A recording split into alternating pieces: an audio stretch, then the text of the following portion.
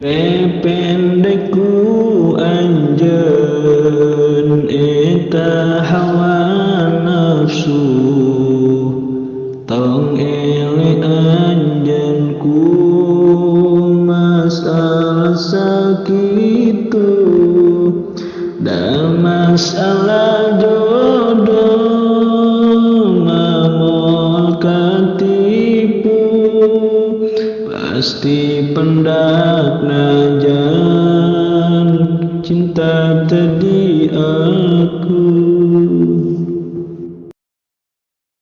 sobaran etaka nyeri dina dada mantakna ulah sok lo baca carita bagem kapahitna cintaku nyalira.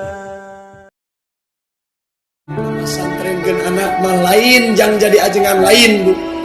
Masantrenkeun anak mah kewajiban ngadidik akidah, ngadidik syariah, ngadidik keimanan, ngadidik akhlak anu jadi anak eta kewajiban indung jeung bapana.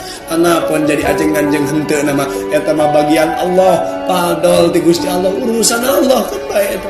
Minimal lamun urang boga anak masantren mah beureun anakna bisa bilang tarima ka indung jeung bapana sok sanajan kuduha. Eta abdi yakin nu dibutuhkeun ku ibu ketika ibu bapak sadaya sakarat. Assalamualaikum. Waalaikumsalam. Nanti mana ya, nanti mana? Nanti gampang.